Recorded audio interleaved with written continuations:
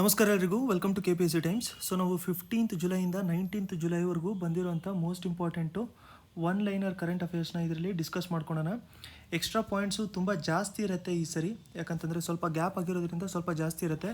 ಅದ್ರ ಜೊತೆಗೆ ನಾವು ಕೆಲವೊಂದು ಇಂಪಾರ್ಟೆಂಟು ಮ್ಯಾಪ್ ರಿಲೇಟೆಡ್ ಪಾಯಿಂಟ್ಸು ಕೂಡ ನಾವು ಡಿಸ್ಕಸ್ ಮಾಡ್ಕೊಳ್ಳೋಣ. ಕೆಲವೊಂದು ಸ್ಟೇಟು ಕೂಡ ತುಂಬ ಜಾಸ್ತಿ ನ್ಯೂಸಲ್ಲಿತ್ತು. ಹೊಸಬರಾಗಿದ್ದರೆ ಚಾನಲ್ನ ಸಬ್ಸ್ಕ್ರೈಬ್ ಮಾಡೋದನ್ನ ಮರೆಯೋಕ್ಕೆ ಹೋಗ್ಬೇಡಿ. ಅದೇ ಥರ ಬೆಲ್ ಐಕನ್ನು ಕೂಡ ಪ್ರೆಸ್ ಮಾಡ್ಕೊಂಡಿರಿ. ಲೇಟೆಸ್ಟ್ ವೀಡಿಯೋ ನೋಟಿಫಿಕೇಶನ್ ಬಂದ ತಕ್ಷಣ ನಿಮಗೆ ಗೊತ್ತಾಗುತ್ತೆ. ಡೈಲಿ ಬೇಸಿಸಲ್ಲಿ ನಮ್ಮ ವಾಟ್ಸಪ್ ಗ್ರೂಪಲ್ಲಿ ಈ ಥರ ನಾವು ಬೇರೆ ಬೇರೆ PDF ನಾವು ಮಾಡಿರೋಂಥ ನೋಟ್ಸಿನ PDF ಒನ್ ಲೈನರ್ಸ್ ಆಗಿರ್ಬೋದು, ಇಲ್ಲಾಂತಂದರೆ job notification, important news paper clips ಆಗಿರಲಿ, ಇಲ್ಲಾಂತಂದರೆ ಬೇರೆ ನಮಗೆ ಜನರಲಾಗಿ ಇಂಪಾರ್ಟೆಂಟ್ ಏನಿರುತ್ತೆ ನಮಗೆ ಎಕ್ಸಾಮಿಗೆ, ಆ ನೋಟ್ಸ್ ಎಲ್ಲದೂ ಕೂಡ ಶೇರ್ ಮಾಡ್ತಾ ಇರ್ತೀವಿ. ನೀವು ನಮ್ಮ ವಾಟ್ಸಪ್ ಗ್ರೂಪ್ ಜಾಯ್ನ್ ಆಗಬೇಕು ಅಂತಂದರೆ ಇಲ್ಲಿ ಕೊಟ್ಟಿರೋಂಥ ನಂಬರ್ಗೆ ನೀವು ಕಾಂಟ್ಯಾಕ್ಟ್ ಮಾಡ್ಕೊಂಡಿರ್ಬೋದು. ಫಸ್ಟ್ ಒನ್ ನಾವು ನೋಡ್ಕೊಳ್ಳೋಣ. ರೀಸೆಂಟಾಗಿ ಒಂದು ಪೇಂಟಿಂಗ್ನ ಸೇಲ್ ಮಾಡಿದ್ರು, ಅಥವಾ ಒಂದು ಪೇಂಟಿಂಗ್ ಸೇಲ್ ಆಯಿತು. ತುಂಬಾ ಕಾಸ್ಟ್ಲಿ ಅಮೌಂಟಿಗೆ ಸೇಲ್ ಆಗಿತ್ತದು. ಸೊ ಅದು ಯಾರ್ದು ಪೇಂಟಿಂಗು ಅಂತ ಕೇಳಿದ್ರೆ ಅದಕ್ಕೆ ಆನ್ಸರ್ ಬಂದ್ಬಿಟ್ಟು ಅಮೃತಾ ಶೇರ್ಗಿಲ್ ಅವರ ಪೇಂಟಿಂಗ್ ಅದು. ಸೊ ಪೇಂಟಿಂಗ್ ಯಾವುದು ಅಂತ ಒಂದು ಸರಿ ನಾನು ನಿಮಗೆ ತೋರಿಸ್ತೀನಿ ನೋಡಿ. ಸೊ ಇದು ಅಮೃತಾ ಶೇರ್ಗಿಲ್ ಅವರ ಪೇಂಟಿಂಗ್ ಇದು. ಸೊ ಈ ಪೇಂಟಿಂಗ್ ನೋಡಿ ನಿಯರ್ಲಿ ನಮಗೆ 37.8 crore ಸೇಲ್ ಆಗಿದೆ. 37.8 crore ಇದು ಸೇಲ್ ಆಗಿರುವಂಥ ಪೇಂಟಿಂಗು. ಇದು ನೋಡಿ second most expensive art work by Indian. So first ಇರುವಂಥದ್ದು ಇನ್ನೊಂದು ಬೇರೆ ಇದೆ, ಬಟ್ ಇದು second most expensive art work by an Indian ಅಂತ ಹೇಳ್ಬಿಟ್ಟು. ಸೊ ಈ ಪೇಂಟಿಂಗಲ್ಲಿ ಏನೇನಿದೆ ಅಂತ ಹೇಳ್ಬಿಟ್ಟು ಒಂದು ಸರಿ ಹಾಗೆ ಸುಮ್ಮನೆ ಗಮನ ಹರಿಸಿರಿ. ಅದ್ರ ಜೊತೆಗೆ ಇವ್ರು ಬಂದ್ಬಿಟ್ಟು one of the most famous woman artist. ಇವ್ರಿಗೆ ನೋಡಿ ಇಂಡಿಯನ್ ಗೌರ್ಮೆಂಟು ಕೂಡ ಇವ್ರನ್ನ ನ್ಯಾಷನಲ್ ಟ್ರೆಷರ್ ಅಂತಲೂ ಇವ್ರಿಗೆ ರೆಕಗ್ನೈಸ್ ಮಾಡ್ಕೊಂಡಿದೆ. ಸೊ ತುಂಬ ಇಂಪಾರ್ಟೆಂಟ್ ಇರುತ್ತೆ. ಅಮೃತಾ ಶೇರ್ಗಿಲ್ಲು ನಮಗೆ ಇಂಪಾರ್ಟೆಂಟ್ ಪರ್ಸ್ನಾಲಿಟೀಸಲ್ಲೂ ಕೂಡ ಇಂಪಾರ್ಟೆಂಟ್ ಆಗಿರುತ್ತೆ. ಇವರು ಪೇಂಟರು ಅಥವಾ ಇವ್ರ ಪೇಂಟಿಂಗಲ್ಲಿ ನ್ಯೂಸಲ್ಲಿ ಇದ್ರು ಅಂತ ಹೇಳ್ಬಿಟ್ಟು ನೋಡ್ಕೊಂಡಿರಿ. ನೆಕ್ಸ್ಟ್ ಒಂದು ನೋಡ್ಕೊಳ್ಳೋಣ. ಶ್ರೀಮಂತ ಶಂಕರದೇವ. ಸೊ ಶ್ರೀಮಂತ ಶಂಕರದೇವ ಸೇಂಟು. ಸೊ ಇವರು ಯಾವ ಸ್ಟೇಟ್ಗೆ ಬಿಲಾಂಗ್ ಆಗಿರ್ತಾರೆ ಅಂತ ಕೇಳಿದ್ರೆ ಅದಕ್ಕೆ ಆನ್ಸರ್ ಬಂದ್ಬಿಟ್ಟು ಅಸ್ಸಾಂ. ಸೊ ಅಸ್ಸಾಮಿಗೆ ಬಿಲಾಂಗ್ ಆಗಿರ್ತಾರೆ. ಯಾಕೆ ನ್ಯೂಸಲ್ಲಿದ್ದರು ಇವರು, ಅದ್ರ ಬಗ್ಗೆ ನಾವು ತಿಳ್ಕೊಂಡಿರಬೇಕು. ಫಸ್ಟು ಇಮೇಜ್ ನೋಡ್ಕೊಂಡಿರಿ ನೀವು. ಸೊ ಇವರು ಬಂದ್ಬಿಟ್ಟು ನಮಗೆ ಶ್ರೀಮಂತ ಶಂಕರದೇವ ಅಂತ. ರೀಸೆಂಟಾಗಿ ಏನಾಯಿತು ಅಂತಂದರೆ ನಾರ್ತ್ ಈಸ್ಟಲ್ಲಿ ಫಸ್ಟ್ ಟೈಮ್ ಒಂದು ಕ್ಯಾಟಲ್ ಪ್ರಿಸರ್ವೇಷನ್ ಬಿಲ್ನ ಇಂಟ್ರೊಡ್ಯೂಸ್ ಮಾಡ್ಕೊಂಡಿದ್ರು. ಸೊ ಕ್ಯಾಟಲ್ ಪ್ರಿಸರ್ವೇಷನ್ ಬಿಲ್ನ ಇಂಟ್ರೊಡ್ಯೂಸ್ ಮಾಡ್ಕೊಂಡಿದ್ರು. ಇದನ್ನು ಇಂಟ್ರೊಡ್ಯೂಸ್ ಮಾಡ್ಕೊಂಡಿದ್ದೆ ನಮಗೆ ಎಲ್ಲಿ ಅಂತಂದರೆ ಅಸ್ಸಾಮಲ್ಲಿ. So Assam first state cattle preservation ಬಿಲ್ನ ಇಂಟ್ರೊಡ್ಯೂಸ್ ಮಾಡ್ಕೊಳ್ಳೋದಕ್ಕೆ. ಸೊ ಇದು ಯಾವುದಕ್ಕೋಸ್ಕರ ಅಂತಂದರೆ ಬೀಫ್ ಬ್ಯಾನು ಅಥವಾ ಬೀಫ್ ಸೇಲ್ನ ರೆಸ್ಟ್ರಿಕ್ಟ್ ಮಾಡಬೇಕು ಅಂತ. ಸೊ ಎಲ್ಲೆಲ್ಲಿ ಶ್ರೀಮಂತ ಶಂಕರದೇವ ಅವರ ಇದು ಏನು ಸತ್ರಗಳಿರ್ತಾವಲ್ಲ, ಸತ್ರಗಳಿರ್ತಾವಲ್ಲ ಅಥವಾ ದೇವಸ್ಥಾನಗಳಿರ್ತವೆ, ಆ ದೇವಸ್ಥಾನ ಅಥವಾ ಸತ್ರದಿಂದ 5 ಕಿಲೋಮೀಟರ್ ರೇಡಿಯಸಲ್ಲಿ ಎಲ್ಲೂ ಕೂಡ ಈ ಥರ ಸೇಲ್ ಮಾಡೋ ಹಾಗಿಲ್ಲ ಅಂತ ಹೇಳ್ಬಿಟ್ಟು ಒಂದು ಬಿಲ್ನ ಇಂಟ್ರೊಡ್ಯೂಸ್ ಮಾಡ್ಕೊಂಡಿದ್ರು. ಅದಕ್ಕೋಸ್ಕರ ಇದು ನ್ಯೂಸಲ್ಲಿತ್ತು. ಇನ್ನೊಂದು ಏನು ನಾವು ಇವ್ರ ಬಗ್ಗೆ ನೆನ್ಪಿಟ್ಕೊಂಡಿರ್ಬೇಕು ಅಂತಂದರೆ ಫಸ್ಟ್ ಒಂದು ಬಂದ್ಬಿಟ್ಟು ಸ್ಟೇಟು, ಯಾವ ಸ್ಟೇಟಿಗೆ ಬಿಲಾಂಗ್ ಆಗಿರ್ತಾರೆ ಅಂತ. ಇವರು ಬಂದ್ಬಿಟ್ಟು ನಮಗೆ ಅಸ್ಸಾಮಿಗೆ ಬಿಲಾಂಗ್ ಆಗಿರ್ತಾರೆ. ಅದ್ರ ಜೊತೆಗೆ ಇವರು ಬಂದ್ಬಿಟ್ಟು ವೈಷ್ಣವೈಟು, ಆಯಿತಾ. ಸೊ ವೈಷ್ಣವೈಟು, ಸೊ ಶೈವ ವೈಷ್ಣವ ಅಂತ ಹೇಳ್ಬಿಟ್ಟು ಕೇಳ್ತಾ ಇರ್ತಾರಲ್ಲ, ಸೊ ಅದು ಬಂದ್ಬಿಟ್ಟು ಇವರು ವೈಷ್ಣವೈಟು. ಹಿಂದೂಯಿಸಮಲ್ಲಿನೇ ವೈಷ್ಣವೈಟು ಅಥವಾ ವಿಷ್ಣುನ ಬಿಲೀವ್ ಮಾಡ್ತಾ ಇದ್ದಿದ್ದು. ಅದ್ರ ಜೊತೆಗೆ ಸತ್ರಿಯ ಡ್ಯಾನ್ಸು, ಈ ಸತ್ರಿಯ ಡ್ಯಾನ್ಸ್ನ ಇದು ಕ್ಲಾಸಿಕಲ್ ಡ್ಯಾನ್ಸ್ ಫಾರ್ಮ್ ಏನಿದೆಯಲ್ಲ ಇಂಡಿಯಾದಲ್ಲಿ, ಅದರಲ್ಲಿ ಸತ್ರಿಯ ಡ್ಯಾನ್ಸ್ನ ಇಂಟ್ರೊಡ್ಯೂಸ್ ಮಾಡ್ಕೊಂಡಿದ್ದೆ ಅಥವಾ ಇನ್ಕ್ಲೂಡ್ ಮಾಡೋಕ್ಕೆ ಸ್ಟೆಪ್ಸ್ ತೊಗೊಂಡಿದ್ದೆ ಇಲ್ಲಿ ನಮಗೆ ಶ್ರೀಮಂತ ಶಂಕರದೇವ ಅವರು. ಅಂತಂದರೆ ಇವರೇ ಕನ್ಸೀವ್ ಮಾಡಿರೋವಂಥದ್ದು, ಸತ್ರಿಯ ಡ್ಯಾನ್ಸ್ನ ಇವರೇ ಕನ್ಸೀವ್ ಮಾಡ್ಕೊಂಡಿರೋವಂಥದ್ದು. ಬಟ್ ಅದು ಇವಾಗ ನಮ್ಮಲ್ಲಿ ಕ್ಲಾಸಿಕಲ್ ಡ್ಯಾನ್ಸ್ ಫಾರ್ಮ್ ಆಗಿದೆ ಸತ್ರಿಯ ಡ್ಯಾನ್ಸು. ನಿಮಗೂ ಗೊತ್ತು, ಎಷ್ಟೊಂದು ಸರಿ ಅದನ್ನು ಕೇಳಿದ್ದಾರೆ ಎಕ್ಸಾಮ್ಸಲ್ಲಿ ನಮಗೆ. ನೆಕ್ಸ್ಟು ಬಂದ್ಬಿಟ್ಟು ಕೊಂಗು ವೆಲ್ಲಾರ್ ಗೌಂಡರ್. ಸೊ ಈ ಕಮ್ಯುನಿಟಿ ಯಾವ ಸ್ಟೇಟಿಗೆ ಬಿಲಾಂಗ್ ಆಗಿರುತ್ತೆ ಅಂತ ಹೇಳ್ಬಿಟ್ಟು ನಿಮಗೇನಾದರೂ ಕೇಳಿದ್ರೆ ಇದಕ್ಕೆ ಆನ್ಸರ್ ಬಂದ್ಬಿಟ್ಟು ತಮಿಳ್ನಾಡು. ಸೊ ತಮಿಳ್ನಾಡು ನಾವು ನೋಡ್ಕೋಬೇಕು ಅಂತಂದರೆ ಇಲ್ಲಿ ನೋಡಿ ತಮಿಳ್ನಾಡು ಮ್ಯಾಪ್ ಇದೆ. ಸೊ ಇದರಲ್ಲಿ ಕೊಂಗು ರೀಜನ್ ಅಂತ ಯಾವ್ದು ಬರುತ್ತೆ, ಈ ವೆಸ್ಟ್ ಪಾರ್ಟ್ ಏನಿದೆಯಲ್ಲ ತಮಿಳ್ನಾಡುವಲ್ಲಿ, ಸೊ ಈ ವೆಸ್ಟ್ ಪಾರ್ಟಿಗೆ ಏನಂತ ಕರೀತಾರೆ, ಕೊಂಗು ರೀಜನ್ ಅಂತ ಹೇಳ್ಬಿಟ್ಟು ಕರೀತಾರೆ. ವೆಸ್ಟ್ ಪಾರ್ಟ್ ಇರುವಂಥದ್ದು ಕೊಂಗು ರೀಜನ್ ಅಂತ. ಇದು ಯಾವ ಹೆಸರು ಮೇಲೆ ಬಂದಿರುವಂಥದ್ದು ಅಂತಂದರೆ ಈ ಕೊಂಗು ವೆಲ್ಲಾರ್ ಗೌಂಡರ್ ಅಂತ ಹೇಳ್ಬಿಟ್ಟು ಒಂದು ಕಮ್ಯುನಿಟಿ ಇದೆ, OBC ಕಮ್ಯುನಿಟಿ ಅದು. ಸೊ OBC ಕಮ್ಯುನಿಟಿಯಿಂದ ಇಲ್ಲಿ ಈ ರೀಜನಿಗೆ ಕೊಂಗು ಅಂತ ಹೇಳ್ಬಿಟ್ಟು ಹೆಸರು ಬಂದಿರುವಂಥದ್ದು. ಕೊಂಗು ನಾಡು ಅಂತಲೂ ಕೂಡ ಅದನ್ನು ಕರೀತಾರೆ. ಸೊ ಇಲ್ಲಿ ನಿಮಗೆ ಮೆನ್ಷನ್ ಮಾಡಿದಾರಲ್ಲ, ಸೊ ಕೊಂಗು ನಾಡು ಅಂತಲೂ ಕೂಡ ಇದನ್ನು ಕರೀತಾರೆ.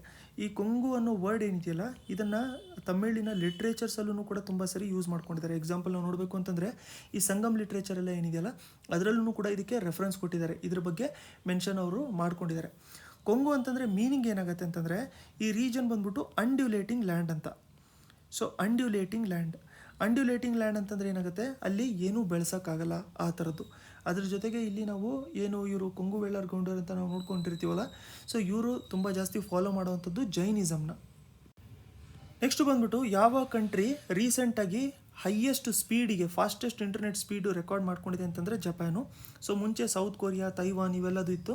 ಬಟ್ ರೀಸೆಂಟಾಗಿ Japan fastest internet speed record ಮಾಡ್ಕೊಂಡಿದೆ. ಸೊ ಸ್ಪೀಡ್ ಎಷ್ಟಿತ್ತು ಅಂತಂದರೆ 319 TB/s. ಸೊ ನಮಗೆಲ್ಲ ಇವಾಗಿರುವಂಥದ್ದು MB/s ಅಲ್ಲ, MB/s.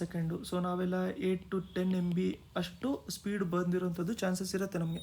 ಸೊ ಯೂಶ್ವಲಾಗಿ ನಮಗೆ ಇಂಟರ್ನೆಟ್ ಸರ್ವಿಸ್ ಪ್ರೊವೈಡ್ ಮಾಡ್ತಾರಲ್ಲ, ಅವ್ರೇನಾದ್ರು ನಮಗೆ 24 MB/s ಕೊಡ್ತಾರೆ ಸ್ಪೀಡು ಅಂತಂದರೆ, ಯಾವುದೇ ನಂಬರ್ ಇರುತ್ತಲ್ಲ ಅದನ್ನು ಡಿವೈಡೆಡ್ ಬೈ 8 ಮಾಡಬೇಕು. ಈ 8 ಮಾಡಿದಾಗ ಎಷ್ಟು ಬರುತ್ತಲ್ಲ ಅದು ನಮಗೆ ನಾರ್ಮಲ್ ಕಂಟಿನ್ಯೂಸ್ ಸ್ಪೀಡಾಗಿ ಬಂದಿರುತ್ತೆ. ಸೊ ಅದೇ ಥರ 319 TB. ಸೊ ನೋಡಿ, MB ಆದಮೇಲೆ ನಮಗೆ GB ಆಗುತ್ತೆ, GB ಆದಮೇಲೆ ನಮಗೆ TB ಬರುತ್ತೆ, ಸೊ TB ಬರುತ್ತೆ. ಸೊ ಅಷ್ಟು 319 TB/s ಅಷ್ಟು ಇವರು ಸ್ಪೀಡು ಕೊಡ್ತಾ ಇದ್ದಾರಂತೆ. ವರ್ಲ್ಡ್ ರೆಕಾರ್ಡ್ನ ಸೆಟ್ ಮಾಡಿದೆ ರೀಸೆಂಟಾಗಿ. ನೆಕ್ಸ್ಟ್ ಬಂದ್ಬಿಟ್ಟು ನಮಗೆ ನೆಲ್ಸನ್ ಮಂಡೇಲಾ ಇಂಟರ್ನ್ಯಾಷನಲ್ ಡೇ. ಇದನ್ನು ಯಾವಾಗ ಅಬ್ಸರ್ವ್ ಮಾಡ್ಕೊಂಡಿರ್ತಾರೆ ಅಂತಂದರೆ 18th ಜುಲೈ ಇದನ್ನು ಅಬ್ಸರ್ವ್ ಮಾಡ್ಕೊಂಡಿರ್ತಾರೆ. ನೆಕ್ಸ್ಟು ಹರೇಲಾ ಫೆಸ್ಟಿವಲ್ಲು, ಇದನ್ನು ಎಲ್ಲಿ ಸೆಲೆಬ್ರೇಟ್ ಮಾಡಿರ್ತಾರೆ? ಇದನ್ನು ಉತ್ತರಾಖಂಡಲ್ಲಿ ಸೆಲೆಬ್ರೇಟ್ ಮಾಡ್ಕೊಂಡಿರ್ತಾರೆ. ಸೊ ನೋಡಿ, ಉತ್ತರಾಖಂಡ್ ತುಂಬ ಇಂಪಾರ್ಟೆಂಟ್ ಪ್ಲೇಸ್, ನಮಗೆ ತುಂಬ ನ್ಯೂಸಲ್ಲಿ ಇರುತ್ತೆ ಯಾವಾಗಲೂ ಕೂಡ. ಉತ್ತರಾಖಂಡ್ ಮ್ಯಾಪ್ನ ನಾವು ನೋಡ್ಕೋಬೇಕು ಅಂತಂದರೆ ನೋಡಿ, ಇಲ್ಲಿ ನಮಗೆ ಹಿಮಾಲಯನ್ ರೀಜನ್ ಹತ್ರ ಬರುತ್ತೆ. ಉತ್ತರಾಖಂಡ್ ಅಂತ ಹೇಳಿ ಬಂದ ತಕ್ಷಣ ನಮ್ಗೆ ಇಂಪಾರ್ಟೆಂಟ್ ಆಗುವಂಥದ್ದು ಏನು ಅಂತಂದರೆ ಪಾಸ್ಗಳು, ಯಾವ್ಯಾವ ಪಾಸು ಎಲ್ಲೆಲ್ಲಿ ಇರುತ್ತೆ ಅಂತ. ಅದಕ್ಕಿಂತ ಮುಂಚೆ ಒಂದು ಬ್ರೀಫಾಗಿ ಜಾಗ್ರಫಿ ನೋಡ್ಕೊಳ್ಳೋಣ. ಸೊ ನಾವು ಇಲ್ಲಿ ಟಾಪಲ್ಲಿ ನೋಡ್ಕೋಬೇಕು ಅಂತಂದರೆ ಇಲ್ಲಿ ನಮ್ಗೆ ಹಿಮಾಲಯಸ್ ಇದೆಯಲ್ಲ, ಸೊ ಇಲ್ಲಿ ಬರುವಂಥದ್ದು ಯಾವುದು ನಮಗೆ? ಇಲ್ಲಿ Great Himalaya. So Great Himalaya, Kumaon Himalaya, Lesser Himalaya. ಅದಾದಮೇಲೆ ನಾಗತಿಬ್ಬಾ ರೇಂಜು ಕೂಡ ಈ ರೇಂಜಲ್ಲಿ ಬರುತ್ತೆ, ಈ ರೀಜನಲ್ಲಿ ಬರುತ್ತೆ ನಮಗೆ. ಅದಾದಮೇಲೆ ಈ ಕಡೆಯಿಂದ ನಾವು ನೋಡ್ಕೊಂಡು ಹೋಗೋಣ ಪಾಸ್ಗಳು ಯಾವುದಾಗಿರುತ್ತೆ ಅಂತ. ಇಲ್ಲಿ ತಂಗಲ ಪಾಸು, ಇಲ್ಲಿ ಮಾನಾ ಪಾಸು, ನೀತಿ ಪಾಸು, ಮರ್ಹೀಲಾ ಪಾಸು, ಕೈಗೋಡ್ ಪಾಸು. ಅದಾದಮೇಲೆ ನಮಗೆ ಕುಂಗ್ರಿ ಬಿಂಗ್ರಿ ಪಾಸ್ ಅಂತ ಇದೆ. ಅದಾದಮೇಲೆ ಮಾಂಗ್ಸಾ ದುರಾ ಪಾಸ್ ಅಂತ, ಲಿಪು ಲೇಕ್ ಪಾಸು. ಸೊ ಈ ಲಿಪು ಲೇಕ್ ಪಾಸು ಯಾವಾಗಲೂ ಕೂಡ ನ್ಯೂಸಲ್ಲಿರುತ್ತೆ, ಯಾಕಂತಂದರೆ ಇಲ್ಲಿಂದ ಕನೆಕ್ಟಿವಿಟಿ ನಮಗೆ ಸಿಗುತ್ತೆ ಇಲ್ಲಿ ಕೈಲಾಶ್ ಮಾನ್ಸರೋವರೆಗೆ ಹೋಗೋ ಥರದ್ರಲ್ಲಿ. ಅದಾದಮೇಲೆ ಕಂಪ್ಲೀಟಾಗಿ ಇಲ್ಲಿ ಕೆಳಗಡೆ ನೀವು ನೋಡ್ಕೋಬೇಕು ಅಂತಂದರೆ ಶಿವಾಲಿಕ್ ರೇಂಜು ಕೂಡ ಇದರಲ್ಲಿ ನಮಗೆ ನೋಡೋಕ್ಕೆ ಸಿಗುತ್ತೆ. ಸೊ ಒಂದು ಬ್ರೀಫಾಗಿ ನಾವು ನೋಡ್ಕೋಬೇಕು ಅಂತಂದರೆ ಉತ್ತರಾಖಂಡಲ್ಲಿ ಈ ಥರ ಇದೆ. ಅದ್ರ ಜೊತೆ ನಾವು ನೋಡಬೇಕು ಅಂತಂದರೆ ಇಲ್ಲಿ ನಮಗೆ ಹಾಟ್ಸ್ಪಾಟ್ಸು ತುಂಬ ಜಾಸ್ತಿ ಇರುತ್ತೆ. ಯಾವುದ್ರದ್ದು ಅಂತಂದರೆ ಲ್ಯಾಂಡ್ ಸ್ಲೈಡ್ ಆಗುವಂಥ ಹಾಟ್ಸ್ಪಾಟ್ಸು. ಸೊ ಲ್ಯಾಂಡ್ ಸ್ಲೈಡ್ ಎಲ್ಲೆಲ್ಲಿ ಆಗುತ್ತೆ ಅಂತ ಹೇಳ್ಬಿಟ್ಟು ಗೌರ್ಮೆಂಟು ಒಂದು ಮ್ಯಾಪ್ ಮಾಡ್ಕೊಂಡಿರುತ್ತೆ, ಅದನ್ನು ಹಾಟ್ಸ್ಪಾಟ್ಸ್ ಅಂತ ಹೇಳ್ಬಿಟ್ಟು ಕರೀತಾರೆ. ಈ ರೀಜನಲ್ಲಿ ಹಾಟ್ಸ್ಪಾಟ್ ಇರುತ್ತೆ, ಈ ರೀಜನಲ್ಲಿ ಲ್ಯಾಂಡ್ ಸ್ಲೈಡ್ ಆಗುತ್ತೆ ಅಂತ. ಈ ಎಕ್ಸಾಂಪಲ್ ಇವಾಗ ಆಗಸ್ಟ್ ಬಂದಿರೋಂಥ ಟೈಮಲ್ಲಿ ನಮಗೆ ಕೂರ್ಗು, ಅದಾದಮೇಲೆ ನಮಗೆ ನಾರ್ತ್ ಕೇರಳ, ಈ ರೀಜನಲ್ಲೆಲ್ಲದು ಕೂಡ ನಮಗೆ ಲ್ಯಾಂಡ್ ಸ್ಲೈಡ್ಸು ನೋಡೋಕ್ಕೆ ಸಿಗುತ್ತೆ ವರ್ಷನೂ ಕೂಡ. ಸೊ ಈ ಥರದ್ದು ಏನು ಮಾಡ್ಕೊಂಡಿರ್ತಾರೆ, ಕೆಲವೊಂದು ಹಾಟ್ಸ್ಪಾಟ್ಸ್ನ ಮಾಡ್ಕೊಂಡಿರ್ತಾರೆ, ಅಲ್ಲಿ ಲ್ಯಾಂಡ್ ಸ್ಲೈಡ್ ಆಗುತ್ತೆ ಅಂತ ಅಲ್ಲಿ ಮುಂಚೆನೇ ಪ್ರಿಪ್ರೇಷನ್ ನಡೆಸ್ತಾ ಇರ್ತಾರೆ. ಸೊ ಆ ಥರದ್ದು ಹೈಯೆಸ್ಟ್ ನಂಬರ್ ಆಫ್ ಹಾಟ್ಸ್ಪಾಟ್ಸ್ ಇರುವಂಥದ್ದು ಉತ್ತರಾಖಂಡಲ್ಲೇ. ಅದು ಎಸ್ಪೆಷಲಿ ಇಲ್ಲಿ ನಮಗೆ ಇಲ್ಲಿ ಕೇದಾರ್ನಾಥ್ ದೇವಸ್ಥಾನಕ್ಕೆ ಏನು ಹೋಗ್ತೀವಲ್ಲ, ಕೇದಾರ್ನಾಥ್ ದೇವಸ್ಥಾನಕ್ಕೆ ಹೋಗೋ ರೀಜನಲ್ಲೇ ತುಂಬ ಜಾಸ್ತಿ ಬರ್ತಾ ಇರುತ್ತೆ. ಸೊ ಇಷ್ಟು ನಾವು ನೋಡ್ಕೊಂಡಿರುವಂಥದ್ದು ಉತ್ತರಾಖಂಡಿಂದು ಒಂದು ಮ್ಯಾಪು. ನೆಕ್ಸ್ಟ್ ನಾವು ನೋಡ್ಕೊಳ್ಳೋಣ, ಇಲ್ಲಿ ಪೋಬಾ ರಿಸರ್ವ್ ಫಾರೆಸ್ಟು, ಇದನ್ನು ವೈಲ್ಡ್ ಲೈಫ್ ಸ್ಯಾಂಕ್ಚುರಿಯಾಗಿ ಅಪ್ಗ್ರೇಡ್ ಮಾಡ್ತಾ ಇದ್ದಾರೆ. ಎಲ್ಲಿ ಬರುವಂಥದ್ದು ಇದು ಅಂತಂದರೆ ಅಸ್ಸಾಮಲ್ಲಿದೆ. ಇದು ನಮಗೆ ಪೋಬಾ ರಿಸರ್ವ್ ಫಾರೆಸ್ಟು. ಇದು ನೋಡಿ ಕಂಟಿನ್ಯೂಸ್ ಆಗಿ ನ್ಯೂಸಲ್ಲಿದೆ ಇದು. ಸೊ ಅದಕ್ಕೋಸ್ಕರ ಇಂಪಾರ್ಟೆಂಟ್ ಆಗುತ್ತೆ, ಒಂದ್ಸರಿ ನೋಡ್ಕೊಂಡಿರಿ ಇದನ್ನು. ಅದಾದಮೇಲೆ ಒಂದ್ಸರಿ ನಾವು ನೋಡ್ಕೊಳ್ಳೋಣ ಅಸ್ಸಾಮಿಂದು ಒಂದು ಮ್ಯಾಪ್ನ. ಅಸ್ಸಾಮಿಂದು ಒಂದು ಮ್ಯಾಪ್ನ ನಾವು ನೋಡ್ಕೋಬೇಕು ಅಂತಂದರೆ ಮೋಸ್ಟ್ ಇಂಪಾರ್ಟೆಂಟ್ ಸ್ಟೇಟ್ ಇದು ನಮಗೆ ನಾರ್ತ್ ಈಸ್ಟಲ್ಲಿ. ಯಾಕೆಂತಂದರೆ ಎಲ್ಲ ನಾರ್ತ್ ಈಸ್ಟ್ ಸ್ಟೇಟ್ಗಳನ್ನ ಕನೆಕ್ಟ್ ಮಾಡ್ಕೊಳ್ಳೋದಕ್ಕೆ ಫಸ್ಟ್ ಸ್ಟೇಟ್ ಯಾವುದು ಅಂತಂದರೆ ಅಸ್ಸಾಂ. ಅದ್ರ ಜೊತೆಗೆ ತುಂಬ ದೊಡ್ಡದಾಗಿರುವಂಥ ಸ್ಟೇಟು ಅಸ್ಸಾಮೇ. ಅಸ್ಸಾಂನ ಟಾಪು ಬಾಟಮ್ ಪಾರ್ಟಲ್ಲಿ ಡಿವೈಡ್ ಮಾಡುವಂಥದ್ದು ನಮಗೆ ಈ ರಿವರು. ಯಾವ ಈ ರಿವರು ಅಂತಂದರೆ ಇದು ರಿವರು ಬ್ರಹ್ಮಪುತ್ರ. ಸೊ ಬ್ರಹ್ಮಪುತ್ರ ಇಲ್ಲಿಂದ ಟರ್ನ್ ಆಗಿಬಿಟ್ಟು ನಮಗೆ ಅರುಣಾಚಲ್ ಪ್ರದೇಶದಿಂದ, ಅದಾದಮೇಲೆ ಈ ಅರುಣಾಚಲ್ ಪ್ರದೇಶ ರೀಜನಿಂದ ಇಲ್ಲಿ ನಮಗೆ ಕಂಪ್ಲೀಟಾಗಿ ಅಸ್ಸಾಂ ವ್ಯಾಲಿಯಲ್ಲಿ ಇದು ಹರಿತಾ ಇರುತ್ತೆ. ಅದಾದಮೇಲೆ ಕೆಳಗಡೆ ನಾವು ನೋಡ್ಕೋಬೇಕು ಅಂತಂದರೆ ಇಲ್ಲಿ ನಮಗೆ ಮೇಘಾಲಯ ಇದೆ, ಆಯಿತಾ. ಸೊ ಅಸ್ಸಾಂ ಕೆಳಗಡೆ ಇರುವಂಥದ್ದು ಮೇಘಾಲಯ. ಇಲ್ಲಿ ಮೇಲ್ಗಡೆ ನೀವು ನೋಡ್ಕೋಬೇಕು ಅಂತಂದರೆ ಅರುಣಾಚಲ್ ಪ್ರದೇಶ ಇದೆ, ಇಲ್ಲಿ ಭೂಟಾನ್ ಇದೆ, ಅದಾದಮೇಲೆ ನಮಗೆ ಇಲ್ಲಿ ಈ ರೀಜನಲ್ಲಿ ಬರುವಂಥದ್ದು ನಮಗೆ ಚೈನಾ ಬರುತ್ತೆ. ಸೊ ನಾರ್ತ್ ಸೌತ್ ಡಿವೈಡ್ ಮಾಡುವಂಥದ್ದು ಯಾವುದು ನಮಗೆ? ಇದು ಬ್ರಹ್ಮಪುತ್ರ. ಅದ್ರ ಜೊತೆಗೆ ನೀವು 2-3 ಹೆಸರನ್ನ ಇವಾಗಲೇ ನೋಡ್ಕೊಂಡಿರ್ಬೋದು ಎಕ್ಸಾಮಲ್ಲಿ. ಅದರಲ್ಲಿ ಒಂದೆರಡು ನಾವು ನೋಡ್ಕೊಳ್ಳೋಣ. ಇಲ್ಲಿ ನೋಡಿ, ಕಜಿರಂಗ ನೀವು ಸ್ಯಾಂಕ್ಚುರಿಗಳೆಲ್ಲ ನೋಡ್ಕೊಂಡಿರ್ತೀರಲ್ಲ, ಅದು ಇಲ್ಲಿ ಬರುತ್ತೆ ನಮಗೆ. ಮಿಕೀರ್ ಹಿಲ್ಸು ಇದು ಕೂಡ ಇಲ್ಲೇ ಬರುವಂಥದ್ದು. ಕಜಿರಂಗ, ಮಿಕೀರ್ ಹಿಲ್ಸು, ಕಾಮೆಂಗ್ ಇದು ರಿವರು, ಇದು ಇಲ್ಲಿ ಬರುತ್ತೆ. ಅದಾದಮೇಲೆ ಮಾನಸ್ ರೀಜನು ಈ ರೀಜನಲ್ಲಿದೆ, ಆಯ್ತಲ್ಲ. ಸೊ ಇಷ್ಟು ನೋಡ್ಕೊಂಡಿರಿ, ತುಂಬ ಇಂಪಾರ್ಟೆಂಟ್ ಆಗಿರುತ್ತೆ ನಮಗೆ ಅಸ್ಸಾಂ ಬಗ್ಗೆ. ನೆಕ್ಸ್ಟು ಯಾವ ರೈಲ್ವೆ ಸ್ಟೇಷನ್ಗೆ ಬನಾರಸ್ ಅಂತ ಹೇಳ್ಬಿಟ್ಟು ರೀನೇಮ್ ಮಾಡ್ಕೊಂಡಿದ್ದಾರೆ ಅಂತ ಕೇಳಿದ್ರೆ ಇದು ಮಂದುವೈದಲ್ ರೈಲ್ವೆ ಸ್ಟೇಷನ್ ಅಂತ. ಸೊ ಇವೆಲ್ಲ ಸ್ಟ್ಯಾಟಿಕ್ ಪಾಯಿಂಟ್ ಇರುತ್ತೆ, ಡೈರೆಕ್ಟಾಗಿ ಕೇಳಿರ್ತಾರೆ, ಅದನ್ನು ಆನ್ಸರ್ ಮಾಡ್ಕೊಂಡಿರಿ. ಅದಾದಮೇಲೆ ಮಾಂಗ್ ಫ್ರೂಟ್ನ ರೀಸೆಂಟಾಗಿ ಕಲ್ಟಿವೇಷನ್ ಸ್ಟಾರ್ಟ್ ಮಾಡ್ಕೊಂಡಿರುವಂಥದ್ದು ಹಿಮಾಚಲ್ ಪ್ರದೇಶಲ್ಲಿ ಮಾಂಗ್ ಫ್ರೂಟ್ನ. ಅದಾದಮೇಲೆ ನಾವು ನೋಡ್ಕೋಬೇಕು ಅಂತಂದರೆ ಬೊನಾಲು ಫೆಸ್ಟಿವಲ್ಲು, ಇದನ್ನು ಸೆಲೆಬ್ರೇಟ್ ಮಾಡ್ಕೊಳ್ಳೋವಂಥದ್ದು ತೆಲಂಗಾಣದಲ್ಲಿ. ಇಂಡಿಯಾದು ಫಸ್ಟ್ ಪುಲಿಟ್ಜರ್ ಪ್ರೈಸ್ ವಿನ್ನರು ಇವ್ರು ಯಾರು ಅಂತಂದರೆ ದಾನಿಶ್ ಸಿದ್ದಿಕಿ. ಮೋಸ್ಟ್ ಇಂಪಾರ್ಟೆಂಟ್ ಕ್ವೆಶನ್ ಇದು. ಪುಲಿಟ್ಜರ್ ಪ್ರೈಸ್ ಅಂತೂ ತುಂಬ ಕೇಳಿರ್ತಾರೆ, ಅದರಲ್ಲೂ ಇಂಡಿಯಾ ಕಡೆಯಿಂದ ವಿನ್ ಆಗಿದ್ದಾರೆ ಅಂತಂದರೆ 100% ಕೇಳುವಂಥ ಕ್ವೆಶನ್ ಇದು. ನೆಕ್ಸ್ಟು ನಾವು ನೋಡಬೇಕು ಅಂತಂದರೆ ಇಂಡಿಯಾದು ಫಸ್ಟು ಗ್ರೀನ್ ಹೈಡ್ರೋಜನ್ ಮೊಬಿಲಿಟಿ ಇದು ಪ್ರಾಜೆಕ್ಟು, ಇದನ್ನು ಸೆಟಪ್ ಮಾಡುವಂಥದ್ದು ಲೇಯಲ್ಲಿ. ಒಂದ್ಸರಿ ನಾವು ಲೇ ಮ್ಯಾಪ್ ನೋಡ್ಕೊಳ್ಳೋಣ. ಅದ್ರ ಜೊತೆಗೆ ಇಂಡಿಯಾದು ಲಾರ್ಜೆಸ್ಟ್ ಸೋಲಾರ್ ಪಾರ್ಕು, ಇದನ್ನು ಸೆಟಪ್ ಮಾಡ್ಕೊಳ್ಳೋವಂಥದ್ದು ರನ್ ಆಫ್ ಕಚ್ ಗುಜರಾತಲ್ಲಿ. ಸೊ ಈಗ ನಾವು ಒಂದ್ಸರಿ ನಾವು ಲೇ ಲದಾಖಿಂದು ಒಂದ್ಸರಿ ನಾವು ಮ್ಯಾಪ್ನ ನಾವು ನೋಡ್ಕೊಂಡಿರೋಣ. ಇಲ್ಲಿ ಯೂನಿಯನ್ ಟೆರಿಟರಿ ಅಂತ ಆಗಿ ಮಾಡಿದ್ಮೇಲೆ ನಮಗೆ ಈ ರೀಜನಲ್ಲಿ ನಾವು ನೋಡಬೇಕು ಅಂತಂದರೆ ಕಂಪ್ಲೀಟ್ ರೀಜನ್ ನಮಗೆ ಲದಾಖ್ ಬರುತ್ತೆ, ಕರೆಕ್ಟ್ ಅಲ್ವಾ? ಸೊ ಇಲ್ಲಿ ಪ್ಯಾಂಗಾಂಗ್ ತ್ಸೋ ಲೇಕ್ ಇಲ್ಲಿ ಬರುತ್ತೆ, ಅದಾದಮೇಲೆ ತ್ಸೋ ಮೆರಿರಿ ಇದೆಲ್ಲದು ಕೂಡ ಇಲ್ಲಿ ಬರುತ್ತೆ, ಅದಾದಮೇಲೆ ಶೋಕೆಲ್ಲ ಈ ರೀಜನಲ್ಲಿ ಬರುತ್ತೆ. ಇಲ್ಲಿ ಮಧ್ಯದಲ್ಲಿ ನಾವು ನೋಡ್ಕೋಬೇಕು ಅಂತಂದರೆ ಇಲ್ಲಿ ಲೇ ಇದೆ, ಕಾರ್ಗಿಲ್ಲು ಈ ರೀಜನಲ್ಲಿ ಇರುವಂಥದ್ದು. ಲೇ, ಕಾರ್ಗಿಲ್ಲು ಇವೆಲ್ಲದು ನಾವು ನೋಡ್ಕೊಂಡಿದ್ವಿ. ಅದಾದಮೇಲೆ ಇಲ್ಲಿ ಇಂಡಸ್ ನದಿ ಹರಿಯುತ್ತೆ. ಅದಾದಮೇಲೆ ನಮಗೆ ಒಂದು ನಿಮಿಷ, ಓಕೆ, ಅದಾದಮೇಲೆ ನಮಗೆ ನೋಡ್ಕೋಬೇಕು ಅಂತಂದರೆ ಈ ರೀಜನಲ್ಲಿ ಇದೆಯಲ್ಲ, ಇಲ್ಲಿ ನಮಗೆ ಜಮ್ಮು ಆ್ಯಂಡ್ ಕಾಶ್ಮೀರ್ ಬರುವಂಥದ್ದು. ಸೊ ಇವಾಗ ಏನು ಮಾಡ್ಕೋಬೇಕು ಅಂತ ಇದ್ದಾರೆ ಅಂತಂದರೆ ಇಂಡಿಯಾದು first green hydrogen mobility project ಏನಿದೆಯಲ್ಲ, ಇದನ್ನು ಇವರು ಪ್ಲ್ಯಾನ್ ಮಾಡ್ಕೊಂಡಿರುವಂಥದ್ದು ಲೇಯಲ್ಲಿ. ಸೊ ರೀಸೆಂಟಾಗಿ ರಿನ್ಯೂಯಬಲ್ ಎನರ್ಜಿ ಲಿಮಿಟೆಡ್ ಅಥವಾ REL, ರಿನ್ಯೂಯಬಲ್ ಎನರ್ಜಿ ಲಿಮಿಟೆಡ್, ಇದು REL ಇದೇನು ಅಂತಂದರೆ ಸಬ್ಸಿಡರಿ. ಇದು ಯಾವುದ್ರದ್ದು? NTPC. NTPC ಅಂತಂದ್ರೇನು? National thermal power corporation. So national thermal power ಕಾರ್ಪೊರೇಷನಿಂದು ರಿನ್ಯೂಯಬಲ್ ಎನರ್ಜಿ ಲಿಮಿಟೆಡ್ ಏನಿದೆಯಲ್ಲ, ಅವರು ಮೆಮೊರಂಡಮ್ ಆಫ್ ಅಂಡರ್ಸ್ಟ್ಯಾಂಡಿಂಗ್ನ ಸೈನ್ ಮಾಡ್ಕೊಂಡಿದ್ದಾರೆ ಲದಾಖ್ ಯೂನಿಯನ್ ಟೆರಿಟರಿ ಜೊತೆಗೆ. ಯಾಕಂತಂದರೆ ಲೇ ಅಲ್ಲಿ ಅವರು ಇದನ್ನು ಸೆಟಪ್ ಮಾಡ್ಕೊಳ್ಬೇಕು ಅಂತ ಹೇಳ್ಬಿಟ್ಟು ಅಂದ್ಕೊಂಡಿದ್ದಾರೆ. ಸೊ ಅದಕ್ಕೋಸ್ಕರ ಇದು ನ್ಯೂಸಲ್ಲಿತ್ತು. ನೆಕ್ಸ್ಟು ಬಂದ್ಬಿಟ್ಟು ನಮಗೆ ಭೀಮ್ UPI ಇದನ್ನು ರೀಸೆಂಟಾಗಿ ಯಾವ ದೇಶ ಅಡಾಪ್ಟ್ ಮಾಡ್ಕೊಂಡಿದೆ ಅಂತ ಕೇಳಿದ್ರೆ ಭೂಟಾನ್ ದೇಶ ಇದನ್ನು ಅಡಾಪ್ಟ್ ಮಾಡ್ಕೊಂಡಿದೆ. ಸೊ ಇದಕ್ಕಿಂತ ಮುಂಚೆ ಯಾವ ದೇಶ ಅಡಾಪ್ಟ್ ಮಾಡ್ಕೊಂಡ್ಬಿಟ್ಟಿತ್ತು ಅಂತಂದರೆ ನಮಗೆ ಇದಕ್ಕಿಂತ ಮುಂಚೆ ಅಡಾಪ್ಟ್ ಮಾಡ್ಕೊಂಡಿದ್ದು ಫಸ್ಟ್ ಬಂದ್ಬಿಟ್ಟು Singapore. So Singapore first adopt ಮಾಡ್ಕೊಂಡಿದ್ದು ನಮಗೆ ಭೀಮ್ UPI. ಸೆಕೆಂಡ್ ಯಾವುದು ಅಂತಂದರೆ ಭೂಟಾನ್, ಆಯಿತಾ? ಭೂಟಾನಿಂದ ಒಂದು ಸ್ಪೆಷಾಲಿಟಿ ಏನು ಅಂತಂದರೆ ಅದೊಂಥರ ಡಿಮೆರಿಟೆ ಅಂತ ಹೇಳ್ಬಿಟ್ಟು ಕರಿಬೋದು. ಸೊ ನೀವು ಭೂಟಾನಿಗೆ ಎಂಟರ್ ಆದಾಗ ನಿಮಗೆ 2 ಡಿಸ್ಟ್ರಿಕ್ಟ್ಸಿಗೆ ಅಥವಾ 2 ರೀಜನ್ಗೆ ಹೋಗೋಕ್ಕಷ್ಟೇ ಪರ್ಮಿಷನ್ ಇರುತ್ತೆ. ಒಂದು ಬಂದ್ಬಿಟ್ಟು ನಮಗೆ ಥಿಂಫು ಬರುತ್ತೆ, ಇನ್ನೊಂದು ಬಂದ್ಬಿಟ್ಟು ಪೇರು ಅಂತ ಬರುತ್ತೆ. ಸೊ ಈ ರೀಜನ್ ಬಿಟ್ಟು ಬೇರೆ ರೀಜನಲ್ಲಿ ಅವ್ರನ್ನ ಕಮರ್ಷಿಯಲೈಸ್ ಮಾಡಿಲ್ಲ, ಅಂತಂದರೆ ಓಪನ್ ಮಾಡಿಲ್ಲ. ಅಂತಂದರೆ ಇವಾಗ ಭೂಟಾನ್ ಇಷ್ಟು ದೊಡ್ಡದಿದೆ ಅಂತಂದರೆ ಬರೀ ಈ ರೀಜನಲ್ಲಿ ಅಷ್ಟೇ ಹೋಗ್ಬೋದು, ಬೇರೆ ರೀಜನಲ್ಲಿ ಹೋಗೋಕ್ಕಾಗಲ್ಲ. ಯಾಕಂತಂದರೆ ಅಲ್ಲಿ ಸೆಕ್ಯೂರಿಟಿ ಎಲ್ಲನೂ ಕೂಡ ನಿಲ್ಲಿಸ್ಬಿಟ್ಟಿರ್ತಾರೆ. ಈಗ ಎಕ್ಸಾಂಪಲ್ ಇಂಡಿಯಾದಲ್ಲಿ ನಾವು ನೋಡ್ಕೋಬೇಕು ಅಂತಂದರೆ ಈಗ ಬಂದ್ಬಿಟ್ಟು ಮಹಾರಾಷ್ಟ್ರದಲ್ಲಿ ಇಳಿದ್ಬಿಟ್ಟು ಅಸ್ಸಾಂಗೆಲ್ಲ ಹೋಗ್ಬೋದು. ಆ ಥರ ಯಾವುದೂ ರೆಸ್ಟ್ರಿಕ್ಷನ್ಸ್ ಇಲ್ಲ. ರೆಸ್ಟ್ರಿಕ್ಷನ್ಸ್ ಇರುವಂಥದ್ದು ಎಲ್ಲಿ ಇಂಡಿಯಾದಲ್ಲಿ ಅಂತಂದರೆ ಅಂಡಮಾನ್ ಆ್ಯಂಡ್ ನಿಕೋಬಾರ್ ಐಲ್ಯಾಂಡ್ಸ್ ಇದಾವಲ್ಲ, ಆ ಐಲ್ಯಾಂಡ್ಸಲ್ಲಿ ಕೆಲವೊಂದು ಐಲ್ಯಾಂಡ್ಸಲ್ಲಿ ಪ್ರೊಟೆಕ್ಷನ್ ಕೊಡಬೇಕು ನಾವು ಕೆಲವೊಂದು ಕಮ್ಯುನಿಟೀಸ್ಗೆ ಅಂತ ಹೇಳ್ಬಿಟ್ಟು ಅಷ್ಟೇ ನಾವು ಅಲ್ಲಿ ಪರ್ಮಿಷನ್ ಕೊಟ್ಟಿಲ್ಲ.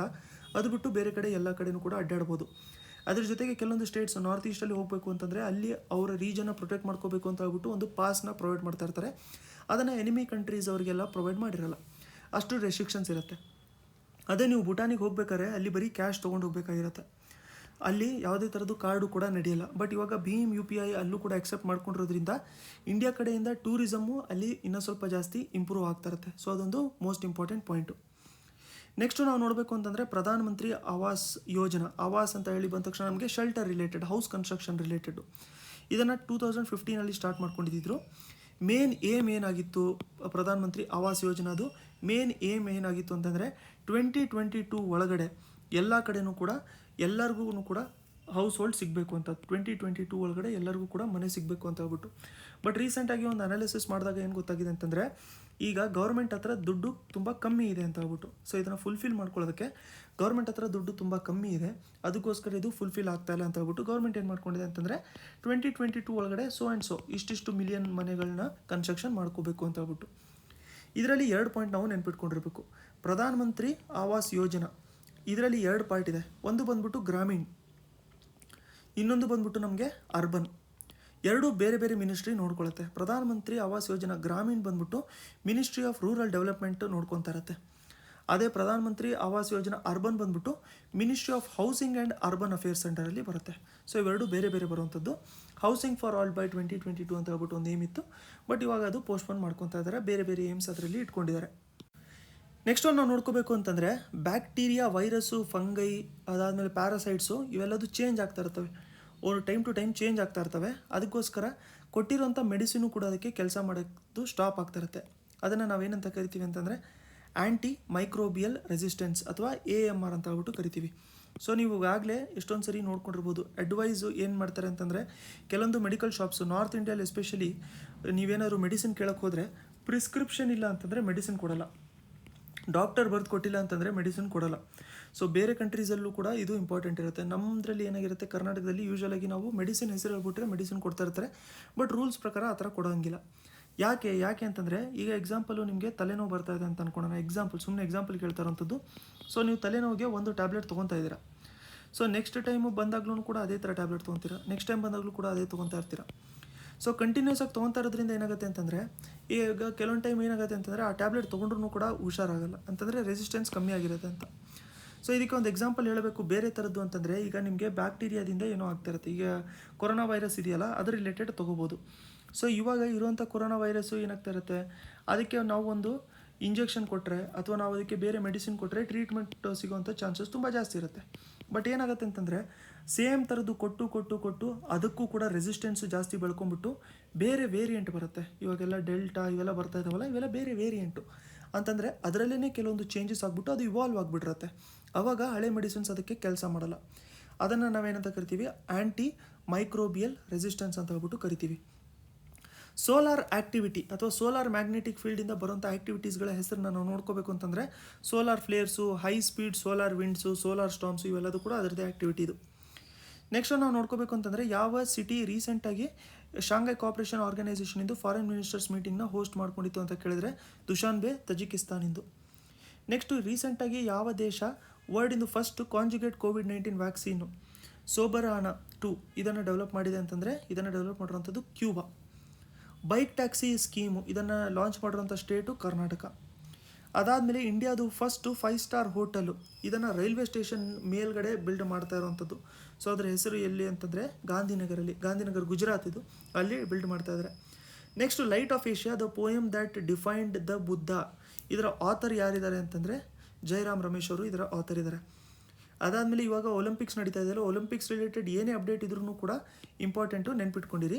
ಸೊ ಇದರಲ್ಲಿ ಏನಾಗುತ್ತೆ ಅಂತಂದರೆ first Indian gymnastic related judge ಒಲಿಂಪಿಕ್ಸಲ್ಲಿ ಯಾರಿದ್ದಾರೆ ಅಂತಂದರೆ ದೀಪಕ್ ಕಾಬ್ರಾ ಅವರು. ಪ್ರೀವಿಯಸ್ ವೀಡಿಯೋಲಿ ಡಿಸ್ಕಸ್ ಮಾಡ್ಕೊಂಡಿರೋ ಹಂಗೆ ಗ್ರೇಟ್ ಇಂಡಿಯನ್ ಬಸ್ಟರ್ಡ್ ಬಗ್ಗೆ ನಾವು ನೋಡ್ಕೊಂಡಿದ್ವಿ. ಸೊ ನಿಮಗೆ ಗ್ರೇಟ್ ಇಂಡಿಯನ್ ಬಸ್ಟರ್ಡಿಂದು IUCN ಸ್ಟೇಟಸ್ ಏನಾದರೂ ನೆನಪಲ್ಲಿದ್ದರೆ ಆನ್ಸರ್ ಏನು ಅಂತ ಹೇಳ್ಬಿಟ್ಟು ಕಮೆಂಟ್ ಸೆಕ್ಷನಲ್ಲಿ ಕಮೆಂಟ್ ಮಾಡ್ಕೊಂಡಿರಿ. ನೋಟ್ಸು PDFಸ್ಗಳಿಗೋಸ್ಕರ ನೀವು ಈ ನಂಬರ್ಗೆ ಕಾಂಟ್ಯಾಕ್ಟ್ ಮಾಡ್ಕೊಂಡಿರ್ಬೋದು. ನೆಕ್ಸ್ಟ್ ವೀಡಿಯೋಲಿ ಮತ್ತೆ ಸಿಗೋಣ.